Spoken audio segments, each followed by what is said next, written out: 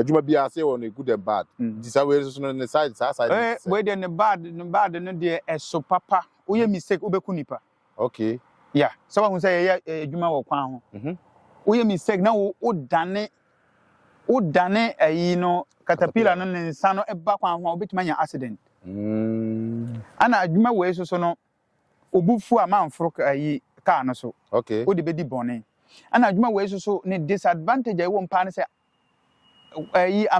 ye adwi kwan no nsuo gas bibia ahoma bia telecom bibia fa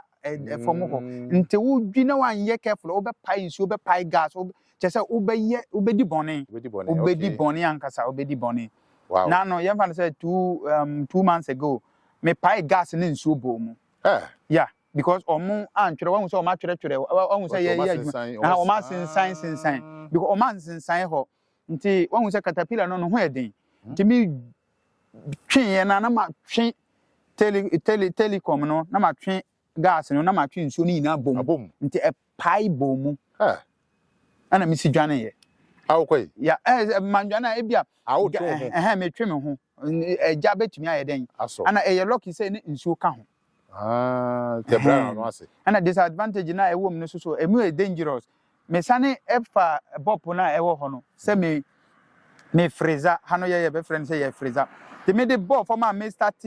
edwi na sa gas no ne tube na basoro okay hono ye mfa no say na phone nya bi gata bi etwem ho na omode tube na fasoro nti me freezer na me ko freezer tube no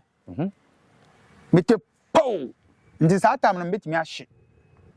yeah betimi ahye bad luck ni say am faja ana me see ye na me dwane ye te no ko pe bi gina yeah ukope ba bi gina na wa frɛ emergency okay no ma ye ward no ma be lock no ma be yeah semo yeah disadvantage in there more dangerous more than advantage to wo se fi so chance ye no de na wo say adwuma we mo adwuma we hu ni say me de we ahwe ho be 2 times ana me de ruler no ye friend say we abo na omo de kwan no ankata me de ahwe ho so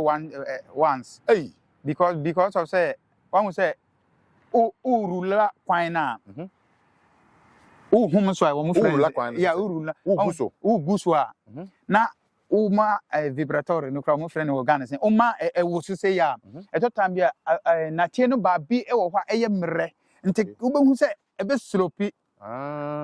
nti e slopi pe na want me am moving tema e de wo be kofom yeah nti me de me cha adwuma we ase me kan che say me ndi ntro ma ye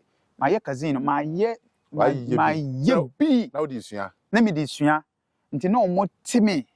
wo de hwe ho na esai bia omo betew osika yeah omo timi sika half but me mpa bada minim die nti na me ye den me yes adwuma no acha say nde wo be hu say me excuse me to say me black man me te car no so heater yina wom bibia wom air condition yina wom na white na ono na de tube edi shame na me dwi ma tum bibia ye okay mame oti ase na wo ba ne so wahu ono no okoyeye okoyeden block kwan me no wo na ye interview no because of say wan nya abotra ehia ho brase